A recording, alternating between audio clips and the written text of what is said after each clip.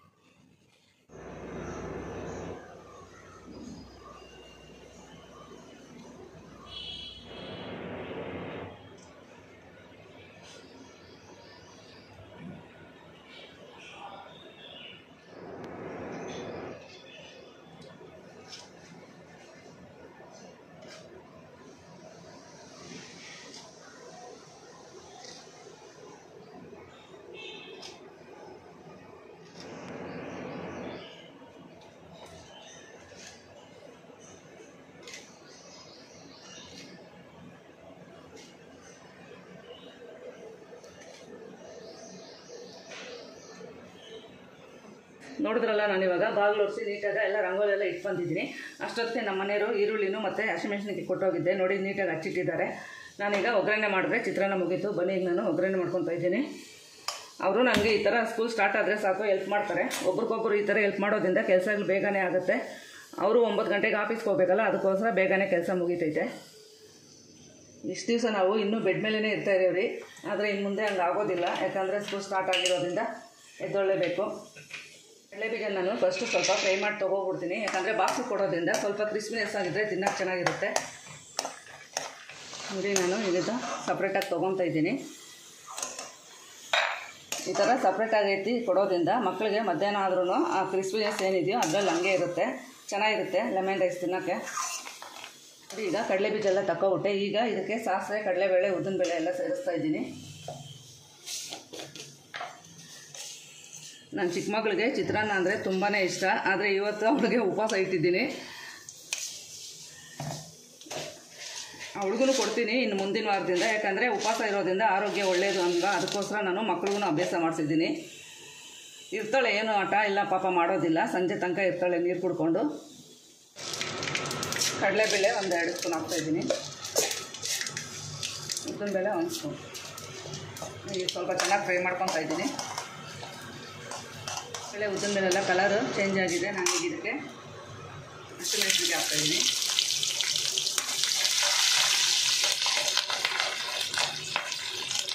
ಮತ್ತು ಕಟ್ ಮಾಡಿ ಇಟ್ಕೊಂಡಿರೋಂಥ ಈರುಳ್ಳಿ ಸೇರಿಸ್ತಾ ಇದ್ದೀನಿ. ಸ್ವಲ್ಪನೇ ಕರಿಬೇವು,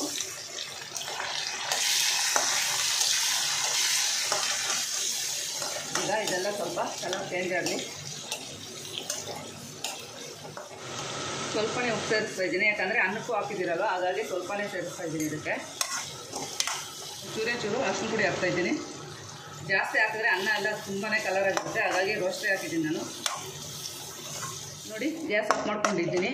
ಈಗ ನಾನು ಇದಕ್ಕೆ ನಿಂಬೆಹಣ್ಣು ರಸ ಸೇರಿಸ್ತಾ ಇದ್ದೀನಿ, ಮತ್ತು ಕೊತ್ತಂಬರಿ ಸೊಪ್ಪು ಇವಾಗಲೇ ಹಾಕ್ಕೊತಾ ಇದ್ದೀನಿ.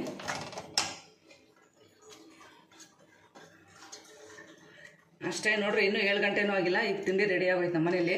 ಇಷ್ಟು ದಿವಸ ಆದರೆ ಇನ್ನೂ ಬೆಡ್ ಮೇಲೆ ಮಲ್ಕೊಂಡಿರೋರಿ. ಸ್ಕೂಲ್ ಇದ್ರೇ ಬೇಗ ಮನೇಲಿ ಕೆಲಸ ಆಗೋದು, ಇಲ್ಲಾಂದರೆ ಯಾವಾಗಂದರೆ ಅವಾಗ ತಿಂಡಿ, ಯಾವಾಗಂದರೆ ಅವಾಗ ಊಟ, ಈ ಥರ ಆಗುತ್ತೆ. ಇದು ಒಂದು 5 ನಿಮಿಷ ಆರಕ್ಕೆ ಬಿಡ್ತಾಯಿದ್ದೀನಿ. ಇದೀಗ ಆಗಿದೆ. ಕಡಲೆಬೀಜನೂ ಹಾಕ್ತಾಯಿದ್ದೀನಿ. ಹಾಕ್ಬಿಟ್ಟು ನಾನು ಸ್ವಲ್ಪ ಗೊಜ್ಜು ಎತ್ಕೊಬಿಡ್ತೀನಿ, ಯಾಕಂದರೆ ಅವಳೊಬ್ಬಳಿಗೆ ಅಲ್ವಾ ಎಷ್ಟು ಬೇಕೋ ಅಷ್ಟು ಮಿಕ್ಸ್ ಮಾಡ್ಕೊತೀನಿ.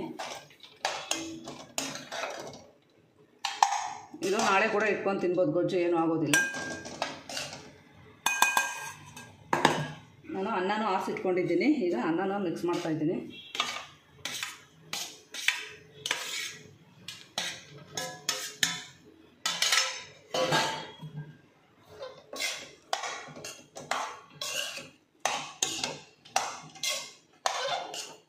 ನೋಡಿ ಲೆಮನ್ ರೈಸ್ ರೆಡಿ ಆಯಿತು ಅಷ್ಟೇ. ನೋಡಿ ನಾನು ಬಾಕ್ಸ್ ತೊಗೊಬಂದೆ ನಿನ್ನೆ ಡಿಮಾರ್ಟಲ್ಲಿ, ಚಿಕ್ಕವಳಿಗೊಂದು ದೊಡ್ಡವಳಿಗೊಂದು. ಇದು 450 ರೂಪೀಸು. ಚೆನ್ನಾಗಿದೆ ಬಾಕ್ಸು ನೋಡಿ. ಈಗ ದೊಡ್ಡವಳು ಮಾತ್ರ ಸ್ಕೂಲ್ ಇರೋದ್ರಿಂದ ಅವಳು ಮಾತ್ರ ಎತ್ಕೊಂಡಿದ್ದೀನಿ, ಚಿಕ್ಕವಳಿಗೆ ಇನ್ನೂ ಇಲ್ವಲ್ಲ ಅದಕ್ಕೋಸ್ಕರ. ಈಗ ನಾನು ಲೆಮನ್ ರೈಸು ಸೈಡ್ಗೆ ಇಟ್ಕೊಂಡು ನನಗೂ ನಮ್ಮ ಮನೆಯವ್ರಿಗೆ ಸ್ವಲ್ಪ ಬಿಸಿನೀರು ಇಟ್ಕೊತಾ ಇದ್ದೀನಿ ಕುಡಿಯೋಕ್ಕೆ.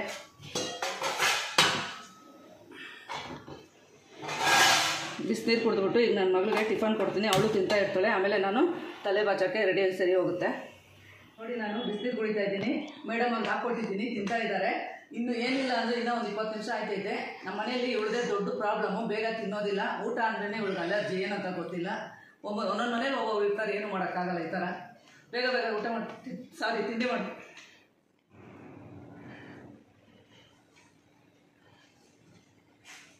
ಸ್ವಲ್ಪ ಎಣ್ಣೆ ಇಲ್ಲ ಫ್ರೆಂಡ್ಸ್. ನೋಡಿದ್ರಲ್ಲ, ಸ್ಕೂಲ್ಗಳಿದ್ರೆ ಬೆಳಗ್ಗೆ ಹೊತ್ತು ನಮ್ಮ ಕ್ಲಾಸಿಗೆ ಯಾವ ಥರ ಇರುತ್ತೆ ಅಂತ. ಈಗ ಅವಳಿಗೆ ತಿಂಡಿ ಎಲ್ಲ ತಿಂದು ಅವಳೇ ನಾನು ತಲೆ ಬಾಚಿದೆ. ಈಗ ಲಂಚ್ ಬಾಕ್ಸ್ ಪ್ಯಾಕ್ ಮಾಡ್ತಾಯಿದ್ದೀನಿ. ಈ ಬಾಕ್ಸ್ ನಂಗೆ ತುಂಬಾ ಇಷ್ಟ ಆಯಿತು. ನೋಡಿ ಸ್ಪೂನ್ ಇಟ್ಕೊಳ್ಳೋಕ್ಕೂ ಈ ಥರ ಜಾಗ ಕೊಟ್ಟಿದ್ದಾರೆ, ಚೆನ್ನಾಗಿದೆ ಬಾಕ್ಸು. ನೋಡಿ ಚೆನ್ನಾಗಿ ಟೈಟಾಗಿ ಕೂತ್ಕೊಳ್ಳುತ್ತೆ. ನೋಡಿ ಬ್ಯಾಗು ಹೊಸ ತೊಗೊಬಂದೆ ನಾನು. ವರ್ಷಕ್ಕೆ ಏನಿಲ್ಲ ಆದರೂ ನಮ್ಮ ಮನೇಲಿ ಮಕ್ಕಳಿಗೆ ಒಬ್ಬೊಬ್ಬಳಿಗೆ 2-2, 3-3 ಬ್ಯಾಗ್ ಆಗುತ್ತೆ. ಅಷ್ಟೊಂದು ಗಲೀಜು ಮಾಡ್ಕೊತಾರೆ. ದೊಡ್ಡೋಳೇನು ಅಷ್ಟೊಂದು ಗಲೀಜು ಮಾಡ್ಕೊಳ್ಳಲ್ಲ. ನಾನು ಚಿಕ್ಕ ಮಗಳಂತೂ ನೋಡೋಕ್ಕಾಗಲ್ಲ. ಲಂಚ್ ಬಾಕ್ಸ್ ಆಗಲಿ ತುಂಬಾ ಗಲೀಜು ಮಾಡ್ಕೊತಾಳೆ ಅವಳು.